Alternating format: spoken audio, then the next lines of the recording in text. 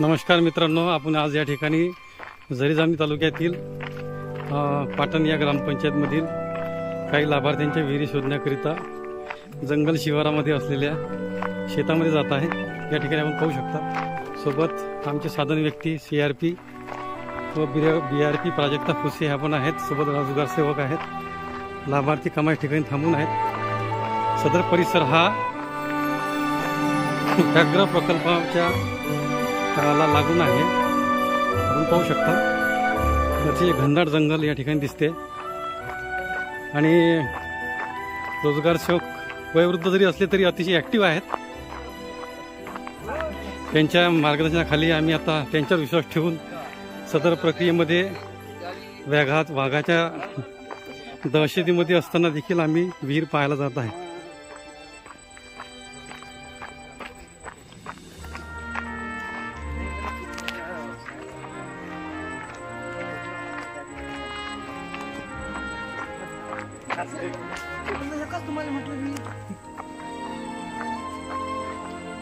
आपण पाहू शकता अतिशय कठीण परिस्थितीमध्ये आपण विहिरीला शोधायला जात आहे। नक्की विहीर या ठिकाणी असेल। वाघांचा हा एरिया आहे। या ठिकाणी वाघांचा अधिवास आहे। अख्ख्या ग्रामस्थांना ही गोष्ट कल्पना आहे।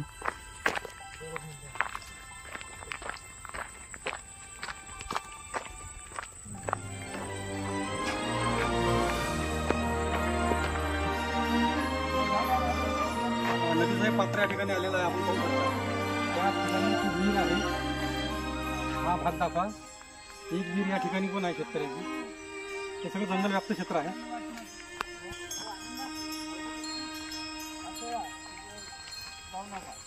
आज आपण खेकडे पकडायला आलो आहोत। तर ज्या विहिरीच्या शोधात आम्ही होतो ती विहीर आम्हाला शेवटी मिळाली। अतिशय सुंदर असं बांधकाम विहिरीचं दिसून आलं। आमच्या साधन व्यक्तींनी विहिरीचं मोजमाप त्या ठिकाणी घेतले आणि पाटण ग्रामपंचायतचे ग्राम रोजगार सेवक आहेत जे तेलुगू भाषेमध्ये बोलतात, परंतु भाषेचं तर आपल्याकडे कुठल्याही प्रकारचं बंधन येत नाही, कारण की ते त्यांची भाषा पण आम्ही बऱ्यापैकी समजून घेतो, ते आपली मराठी पण बऱ्यापैकी समजून घेतात। तर त्यांनी त्यांच्याच भाषेमध्ये रोजगार हमीची माहिती द्यावी। నమస్కారం నేను గ్రామ రోజ్గార్ సేవక్ పాటన్ గ్రామ పంచాయత్ నుంచి మాట్లాడుతున్నా।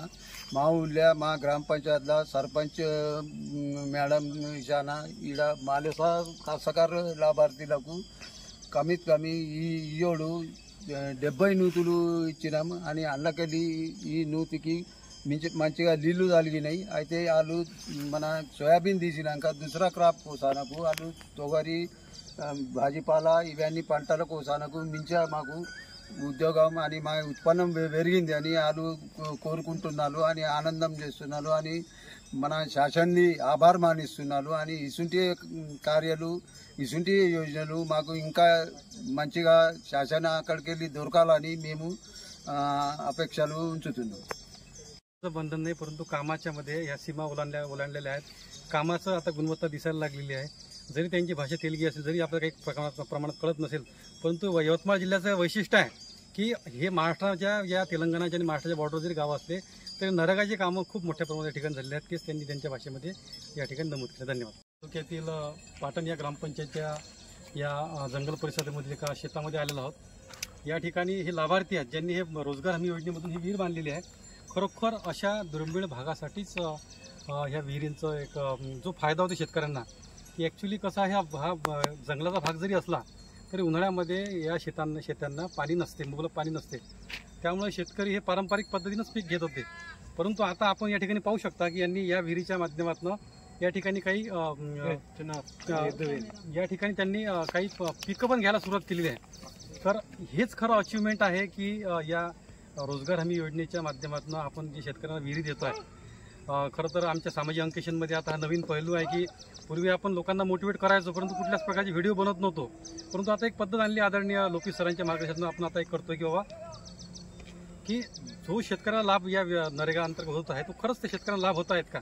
तर हेच या ठिकाणी या शेतकऱ्यांनी आपण यांनी आम्हाला सांगितलं की आता तुम्ही पाहू शकता की पाईप लावलेल्या स्प्रिंकलर इरिगेशनचे पाईप हे सगळ्या विहिरीला जोडलेले आहेत आणि याच्या माध्यमातून ते आता बागायती मिरची पण या ठिकाणी घेत आहेत। आणि उन्हाळी पिकं पण त्या ठिकाणी घेत आहेत.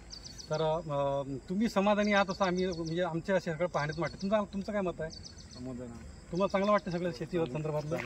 अशा विहिरी आणखी किती शेतकऱ्यांनी या भागामध्ये घेतलेल्या आहेत? भरपूर घेतलेल्या आहे. खरोखर या रोजगार हमी योजनेच्या माध्यमातून आज आपल्या महाराष्ट्रामध्ये किंवा दुष्काळग्रस्त असे जे तालुके आहेत, जे जंगलग्रस्त जरी असले तरी दुष्काळग्रस्त आहेत अशा तालुक्यांमध्ये या महात्मा गांधी राष्ट्रीय ग्रामीण रोजगार हमी योजनेच्या माध्यमातून ज्या काही विहिरी होत आहेत त्याचं आउटपुट नक्कीच आता या भागात दिसायला सुरुवात झालेली आहे. आणि येत्या काळात पण आपण सामाजिक अंकशीच्या माध्यमातून गावोगावांमध्ये आता या नरेगाच्या या विहिरींच्या संदर्भातला आपण प्रचार करणार आहोत आणि लोकांना